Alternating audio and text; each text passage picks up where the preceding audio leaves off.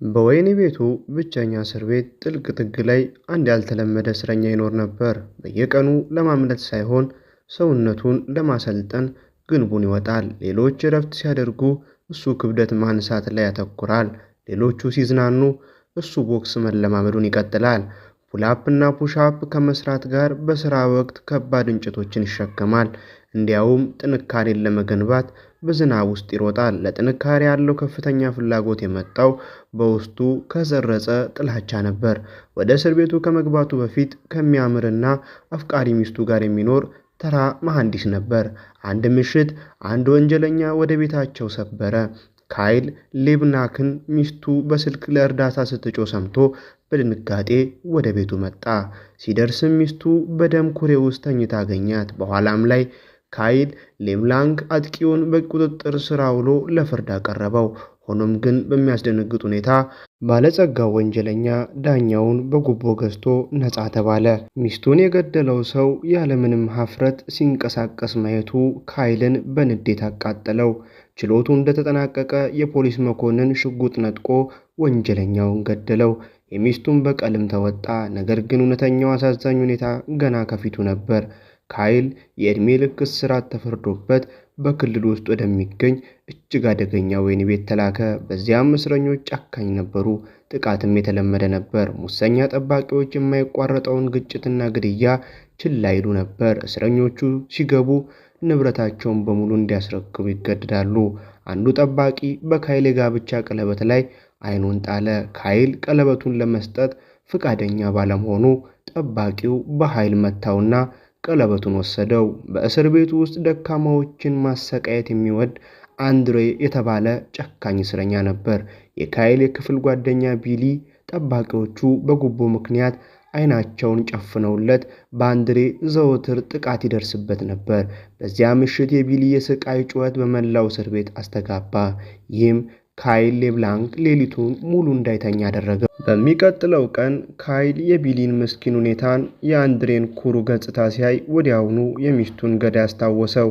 እንዴቱን መቆጣጠር አቅቶት አንድሬን ፊቱ ላይ መታው። ይህም በመካከላቸው ወደ ትልቅ ጠብ አመራ። ጠባቂዎቹ ጣልቃ ቢገቡም ካይልን ብቻ ያዙት። ከአንድሬ ጋርም በሚስጥር አይን ላይን ተጠቃቀሱ። በመካከላቸው ሚስጥራዊ ስምምነት እንዳለ ግልጽ ነበር። ከዚህ በኋላ ካይል ወደ ትንሽ ጨለማ ክፍል ተጣለ። ይህ በእስር ቤቱ ውስጥ እጅግ አስፈሪ ቦታ ነበር።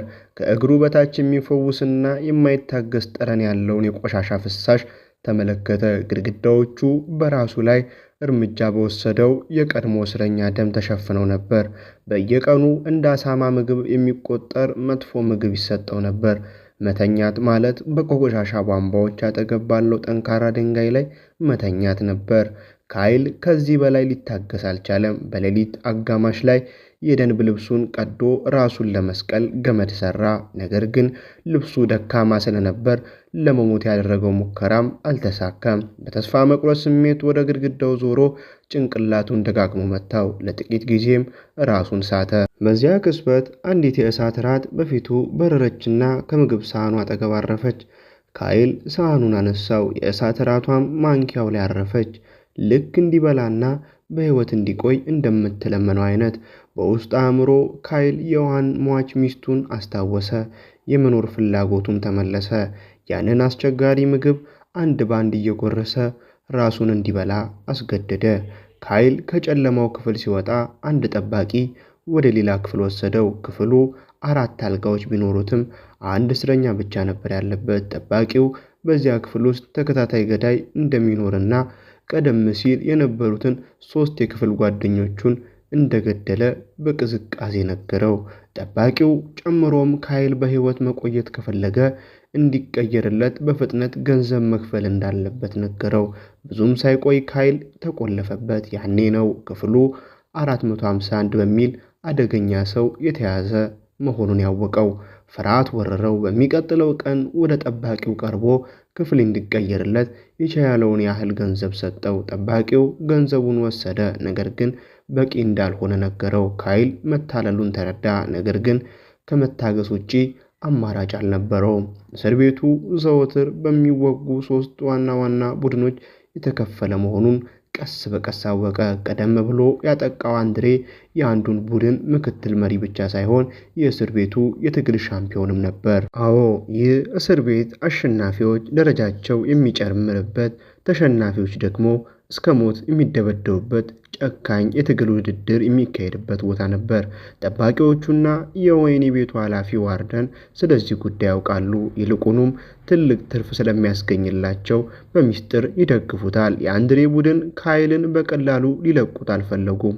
በሥራ ላይ ያሉ ያዙትና ደበደቡት። ጠባቂዎቹም ከጎኑ ቆመው ዝም ብለው ይመለከቱ ነበር። በኋላም ወደ ክፍል ዘጉት። በአንዱ ዝናባማ ቀን ውሃው በቀጥታ ወደ ሕንፃ ውስጥ እየፈሰሰ የነበረውን አስቸጋሪ ሁኔታ ይበልጥ አባባሰው። በከፍተኛ ተስፋ መቁረጥ ውስጥ እያለ ካይል አንድ እውነት ተረዳ። በዚህ ጨካኝ ቦታ ራሱን ሊከላከል የሚችለው በኃይል ብቻ እንደሆነ አመነ። እንደ እብድ ስልጠና ጀመረ። ግንብ መውጣት፣ ፑልአፕ፣ ፑሽአፕ፣ አሸዋ መምታት፣ ክብደት ማንሳትና ለጥንካሬ መሮጥ። ከወራት ከፍተኛ ስልጠና በኋላ ካይል የመጀመሪያውን ትግል ጀመረ። ተቃዋሚውም ሌላ ሳይሆን አንድሬ ነበር። እንደተጀመረም ካይል ሆዱ ላይ ከባድ ምት አረፈበት። በአንድሬ ሙሉ በሙሉ ተበልጦ ነበር። ነገር ግን ጥቃቱን ተቋቁሞ አጸፋውን ለመመለስ እድል አገኘ። 1 2 3 ተከታታይ ምቶችን አወረደበት። ነገር ግን አንድሬ ልክ ራሱን ሲያገኝ ካይልን ያለ ምህረት መምታቱን ቀጠለ። አንድሬ ካይልን አንስቶ መሬት ላይ ወረወረው። በጉልበቱም ጭንቅላቱ ላይ በኃይል መታው። ካይል ቆሰለና ደምቶ ለመቆም እየታገለ ነበር። ነገር ግን ደግሞ ወደቀ። በመጨረሻም አንድሬ እግሩን ይዞ ከምሰሶ ጋር አጋጨው። በዚያ ቅጽበት ካይል አንድሬን ብልቱ ላይ ረገጠው። ከዚያም ወደፊት ተወርውሮ አንገቱን ነከሰው። ሁኔታው ወዲያውኑ ተቀየረ። ነገር ግን ጠባቂዎቹ ችግር መፈጠሩን ተረድተው ሁለቱን ለመለየት ሮጡ። የአንድሬ መተንፈሻ ቱቦ ቀድሞውኑ ተቀዶ ነበር። ወዲያውኑም ሞተ።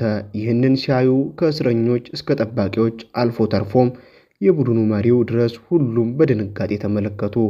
ካይል የተቃዋሚውን ጉሮሮ ሲቀድ ተመልክተዋል። በደም ተጠምቆም ሁሉንም የሚያርቅ እንደ አውሬ ያለ ጩኸት አሰማ። ከዚያ ጊዜ ጀምሮ ካይል ኔምላክ አዲሱ የእስር ቤቱ የትግል ሻምፒዮን ሆነ። የትግል ስልቱ ግዴለሽና የማይቋረጥ ነበር። የእርሶን ምት ይቀበላል፣ ከዚያም እስኪወድቁ ድረስ በ4 5 8 6 አይነት ምቶች ይመልሳል። የውድድሩ ደንብ ተሸናፊው ይሞታል ስለሚል ካይል ተቃዋሚዎቹን አንድ ባንድ እየገደለ ደረጃውን አሳደገ። ረጅም ፀጉሩን ተቆረጠ፣ በዘመናዊ መንገድ ተስተካከለ። ይህም የአለቃነት ገጽታ ሰጠው። ከካይል ፍጹም የተለየው ከክፍል ጓደኛው ቢሊ ነበር። በእስር ቤቱ አመፅ ፊት ቢሊ በሚፈልገው ማምለጥ ብቻ ነበር። ብዙ ጊዜ ለማምለጥ ሞከረ፣ በተደጋጋሚ ተያዘ፣ ግን ተስፋ አልቆረጠም። አንድ ቀን የክፍሉ በሩን ለመክፈት የተሰረቀ ቁልፍ ተጠቀመ። የተደበቀውን መቆንጠጫ ሊወስድ ሲል ጠባቂው ያዘው። በዚያን ጊዜ የቢሊ ዕጣ ፈንታ ተወሰነ። ጠባቂው በሕይወት እስኪተርፍ ድረስ ለሚያሰቃየው ግዙፉ ሰው አሳልፎ ሰጠው። ቢሊ ከመሞቱ በፊት ለካይል እንዲህ አለው፣ እነሱ እንድትሆን የሚፈልጉትን አትሁን። ካይል በመጨረሻ ስህተቱን ተረዳና አመፅን መቃወም ጀመረ። ሌላ ትግል መጣ። ተቃዋሚውን ቢሊን የገደለው ያው ግዙፉ ሰው ነበር። ሆኖም ካይል እጅ ለመስጠት መረጠ። ምንም ያህል ቢደበደብም አጸፋ ለመመለስ ፈቃደኛ አልሆነም። ይህ ውድድሩን ሲመለከት የነበረውን የወህኒ ቤቱ ኃላፊ በእንግዶች ፊት እንዲዋረድ አደረገው። ጠባቂዎቹ ካይልን ይዘው በብረት ክፈፍ ላይ እንዲሰቀሉት አዘዘ። ለመታገል እስኪስማማ ወይም እስኪሞት ድረስ እዚያው እንደሚቆይ አወጀ። ከቀን ወደ ቀን በሚያቃጥል ፀሐይና በሚዘንብ ዝናብ ስር ካይል በፍጥነት እየደከመ መጣ። ነገር ግን ፈጽሞ እጅ አልሰጠም። የእሱ ተቃውሞ ሌሎች እስረኞች ተጽዕኖ ማሳደር ጀመረ። በዚህ እስር ቤት ውስጥ ተቃዋሚው የኃላፊው ብቻ እንደሆነ፣ እነሱ ግን መስዋዕት ብቻ መሆናቸውን ተረዱ። በዚህም ምክንያት በቡድኖች መካከል ያለው ግጭት ጠፋ። የትግል ውድድሮችም ቆሙ። የኃላፊው የትርፍ ዕቅድ ሙሉ በሙሉ ፈረሰ። በካይል ጽናት ሰላም በመጨረሻ አመፅን አሸነፈ። ሆኖም ጠባቂዎቹ እሱን ለመግደል አልደፈሩም። ቢገድሉትማ ሰማዕት አይሆንም። አንድ ቀን ካይል ተፈታ። ኃላፊውም በሱ ላይ ትምህርት ለመስጠት ወሰነ። ነገር ግን ጠባቂዎቹ እንዲያጠቁት ከማዘዝ ይልቅ ሌላ እስረኛ እንዲለቀቅ አደረገ። አንድ ግዙፍ ወደ 2 ሜትር የሚጠጋ እንደ ጭራቅ ያለ ሰው ነበር። ግዙፉ ሰው ልብሱን ላላ አድርጎ ወደ ካይል በመሮጥ ያለ ምህረት ደበደበው። አንቆም ሊገድለው ሞከረ። በዚያ ቅጽበት ካይል በተስፋ መቁረጥ ስሜት የብረት በሩን በመምታት መቆርቆር ጀመረ። ድምፁን ሲሰማ ግዙፉ ሰው በድንገት ቆመና ለቀቀው። ካይል በብቸኝነት እስር ቤት በነበረበት ወቅት ከጎኑ ካለው ግንብ ድምፅ ይሰማ ነበር። እሱም በሁለት ምት ይመለስ ነበር። በጊዜ ሂደት ያ ካልታየው ጎረቤቱ ጋር ግንኙነት መስርቶ ነበር። ያም ጎረቤቱ ይኸው ግዙፉ ሰው ነበር። አእምሮን ውስን የሆነው ግዙፉ ሰው ካይልን አውቆት ሊነካው እጁን ዘረጋ። ይህ ሁኔታ ኃላፊውን አስደነገጠው። ወዲያውም ጠባቂዎቹ ሽጉጣቸውን እንዲያነጣጥሩ አዘዘ። ካይልን ለመከላከል ግዙፉ ሰው ወደ ጠባቂዎቹ ተወረወረ። ጥይት እየተመታም ጥቃት አደረሰባቸው። በመጨረሻም ከመውደቁ በፊት የእስር ቤቱን በሮች ሰባብሮ ወጣ። የተቆጡ እስረኞች ጠባቂዎቹን ማጥቃት ጀመሩ። ብዙም ሳይቆይ ረብሻው ወደ ትርምስ፣ ወደ ሙት እሳትነት ለማምለጥ ወደሚደረግ ሙከራ ተቀየረ። የታጠቁ ኃይሎች ከመሳሪያ ጋር መጥተው ረብሻውን በቁጥጥር ስር ያውሉት ነበር። በትዝብቱ መካከል ካይል ከክፍል 451 ጓደኛው ጋር ተገናኘ። እሱ ገዳይ ሳይሆን ዳኛ እንደነበር ታወቀ። የገደላቸውም ሰዎች በሙሉ ጨካኝ ወንጀለኞች ነበሩ። ክፍል 451 የኃላፊውን የዓመታት የሙስናና የአመፅ ተግባር የያዘ ማስታወሻ ደብተር ደብቆ ነበር። ደብተሩን ለካይል ሰጠውና ይዞት ወጥቶ ኃላፊውን እንዲያጋልጠው ነገረው። ለማምለጥም 451 ቀድሞውኑ እቅድ ነበረው። ካይል በአንድ የመጨረሻ ትግል ላይ እንዲሳተፍ ፈለገ። ውጤቱ ምንም ይሁን ምን ኃላፊው ለክብሩ ሲል ወደ ግድያ ቦታ እንደሚልከው፣ ያ ደግሞ ለማምለጥ ትክክለኛ ዕድል እንደሆነ ነገረው። ብዙም ሳይቆይ ካይል የመጨረሻውን ትግል አደረገ። ተቃዋሚውን ቢልን የገደለው ያው ግዙፉ ሰው ነበር። በዚህ ጊዜ በካይል ጠንካራ ምቶች ሰውየው በፍጥነት ተሸነፈና በእንጨት ላይ ተተክሎ ለቢሊ ሕይወት ዋጋውን ከፈለ። እንደተጠበቀውም ካይል ወደ ግድያ ቦታ ተወሰደ። ጋራዡ ውስጥ ተደብቆ የነበረውን 451 በድንገት ጥቃት ሰንዝሮ ካይል ጠባቂዎቹን እንዲያሸንፍ ረዳው። በመቀጠልም 451 ካይልን ልብስ እንዲቀይርና በኃላፊው መኪና ውስጥ እንዲገባ አደረገው። 451 ግን ራሱ ወደ ኋላ ቀረ፣ ምክንያቱም የሚጨርሳቸው ጠቃሚ ጉዳዮች ነበሩት። ብዙም ሳይቆይ ካይል ብዙ የፍተሻ ጣቢያዎችን በማስረጃው አልፎ አመለጠ።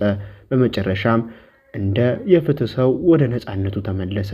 ይህ በእንዲህ እንዳለ ክፍል 451 ወደ ኃላፊው ቢሮ ገባ። በእጁ መቆንጠጫ ፒለርስ ይዞ ቀስ እያለ ተጠጋ። ጠባቂዎች ወደ ቢሮው ሲገቡ ኃላፊው ምላሱ በኃይል ተነቅሎ አገኙት። በአመፅ ትርፍ ሲያገኝ የነበረው ሰው በመጨረሻ በአመፅ ተቀጣ። በዚህም ታሪኩ ያበቃል። በዚህ ታሪክ ከተደሰቱ ቪዲዮዎቹን ላይክ ማድረግና ለተጨማሪ ምስል ታሪኮች ሰብስክራይብ ማድረጎን አይርሱ። እኛ ትዕይንት ሪካፖች ነበርን። ቸር ይቆዩን።